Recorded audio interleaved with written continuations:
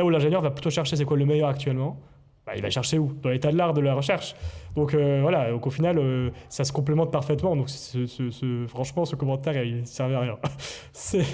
D'accord. Alors, du coup, tu veux monter un projet d'entrepreneuriat. Euh, j'ai l'impression que c'est un peu le moment pour faire ça, surtout en cybersécurité. Bon, j'ai fait quelques recherches que je cite pour montrer que j'ai fait des recherches. J'ai vu que la taille du marché mondial de la cybersécurité est estimée à 208 milliards de dollars et qui devrait atteindre 276 d'ici 2030.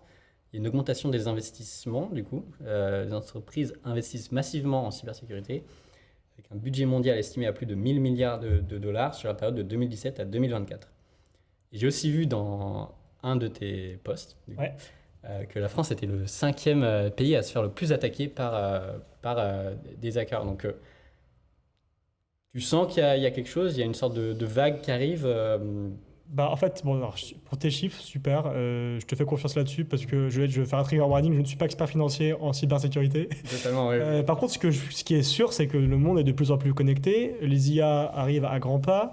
Ça facilite tout ça. Et donc, en fait, il va y avoir de plus en plus. En fait, de tous les cas, je pense qu'on ne pourra jamais changer ça. Il y aura de plus en plus de cyberattaques et en fait, il y aura de plus en plus de brèches, de failles et d'opportunités pour les hackers.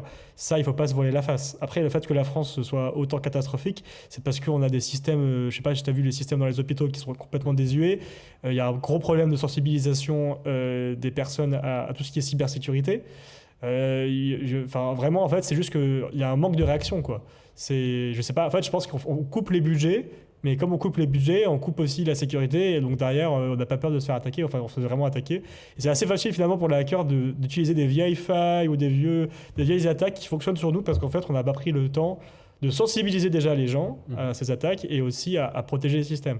Après, il faut quand même réaliser quelque chose. La vérité, c'est que même les systèmes les plus protégés, la vraie faille de la cybersécurité, c'est les humains plus que les machines, dans le sens où ça fait presque toujours d'un humain le problème. Dans le sens où un humain qui aurait cliqué sur un mail frauduleux, qui aurait téléchargé un logiciel problématique, qui serait allé sur un site de streaming et qui a téléchargé un truc qui ne sait pas, le GitHub que je t'ai dit avec la photo, enfin, c'est toujours ça. En vérité, les plus grosses failles, ça donne un humain à qui on va dérober peut-être des accès, parce que lui, il a accès à des données confidentielles.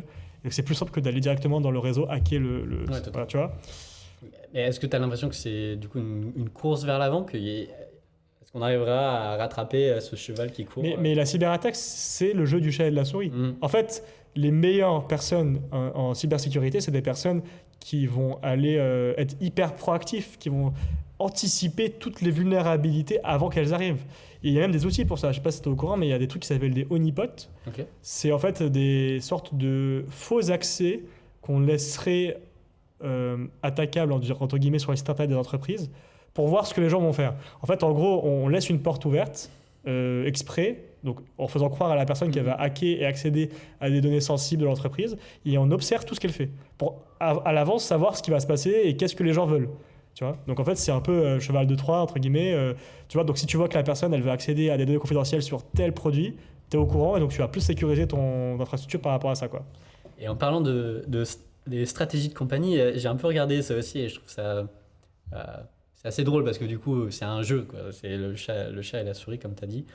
Et j'ai vu quelques compagnies qui du coup envoient des des faux, Ah oui. des faux phishing et qui essayent de, comment on dirait, de prendre les gens. De sensibiliser Ouais. les salariés. Mais ouais, ça, on l'a nous aussi à l'Université de Lille. On nous envoie régulièrement des faux mails pour tout tester. Et en fait, si on n'a pas réussi le test, on nous envoie un lien vers un module de cybersécurité. Tu vois. Qu'est-ce que tu penses de ça? En fait, c'est pas galèrent. bête. Non, mais c'est pas bête. Ils notent pas forcément, mais c'est pas bête pour se rendre compte de comment ton entreprise, elle est sensible aux attaques, en fait. Ça te donne des métriques, ça. En fait, ça sert à avoir des métriques sur comment ta entreprise est en danger ou pas par rapport aux menaces. Si tu vois tout de suite avec une statistique assez simple si tes salariés sont assez sensibilisés ou pas.